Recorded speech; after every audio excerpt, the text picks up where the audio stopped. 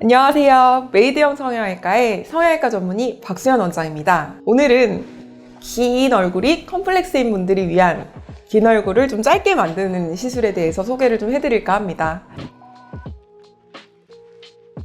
예전에는 조금 다소 길어 보여도 굉장히 갸름한 얼굴을 먼저 선호를 했다면 최근에는 그냥 그런 계란형 얼굴보다는 조금 더 짧고 좀 동그라면서 좀 작고 어려 보이는 얼굴을 조금 더 선호를 하시는 것 같습니다. 오늘 말씀드리고자 하는 짧은 얼굴은 요즘 선호하는 트렌드이기 때문에 사실 무조건 짧은 얼굴이 좋다 이런 게 아니라 참고 정도 하시면 좋을 것 같습니다. 왜냐면 얼굴이 길다고 해서 다 안 좋거나 노안이라는 뜻은 아니거든요. 저도 좀 긴 편인데 조금 더 지적인 이미지와 조금 더 세련되면서 좀 도시형의 얼굴형이라고 생각하시면 좋기는 합니다. 사실 우리나라 사람들 중에서 대부분은 이 중안면부가 굉장히 긴 편이기는 합니다.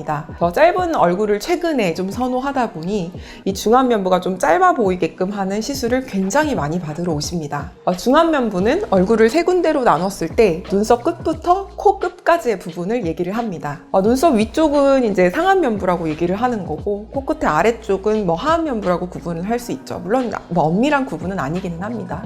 여튼 중안면부가 긴 분들은 옆에서 보면 약간 볼륨감이 없어 보일 수 있습니다. 이 상태에서 여기 광대까지 유독 발달하면 흔히 말하는 여기 땅콩형 얼굴처럼 보일 수도 있거든요. 그러니까 조금 더 어려 보이고 볼륨감 있어 보이는 동안 얼굴을 만드는 방법을 소개를 해드리겠습니다. 첫 번째로는 생각지도 못한 코필러입니다. 코가 굉장히 낮은 경우에는 확실히 볼륨감이 좀 없어 보이기 때문에 간단하게 필러를 통해서 코의 중앙 라인을 살려주는 방법인 거거든요. 두 번째로는 눈 밑과 앞광대 필러가 있습니다. 중안면부에 볼륨이 없는 경우에는 다크서클이 도드라질 수 있거든요. 따라서 해당 부분과 앞광대에 필러를 채워줌으로 인해서 중안면부에 입체감을 만들어줄 수 있다는 겁니다. 그렇다고 앞 광대에만 필러를 넣는 경우에 오히려 팔자주름이 도드라져 보일 수도 있는데요.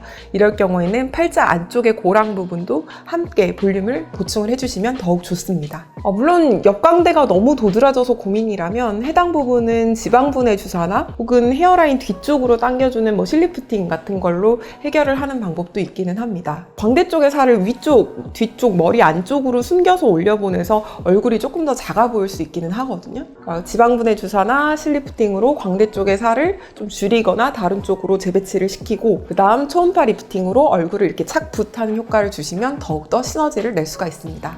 마지막으로는 옆볼 꺼짐을 채워줄 수 있는 볼륨 리프팅 주사를 활용하는 방법이 있습니다. 광대 밑부분이 유독 꺼져 있으면 원래 나이보다 더 많이 나이 들어 보일 수 있고 인상이 굉장히 좀 세 보일 수 있거든요. 광대 밑부분의 헬스한 부분만 매끄럽게 해줘도 얼굴이 훨씬 짧아 보일 수 있습니다. 콜라겐 부스터나 스킨 부스터를 함께 시술을 하시면 피부 결도, 얼굴 라인도 함께 더 깔끔하게 잡아드릴 수가 있어서 생기 있는 얼굴에 도움이 굉장히 됩니다. 얼굴형이 고민이라고 해서 무조건 뼈를 깎을 필요는 없습니다.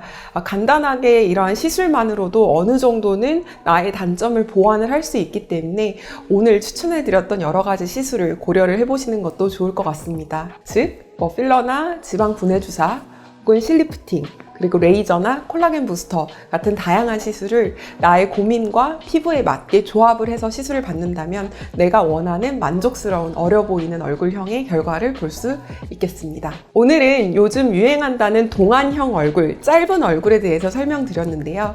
어떤 시술의 조합보다도 사실 중요한 건 시술 전에 전문의와 충분하게 상담을 하시는 겁니다. 그 부분을 잊지 않으셨으면 좋겠습니다. 오늘도 시청해주셔서 감사합니다. 성형외과 전문의 박수현 원장이었습니다.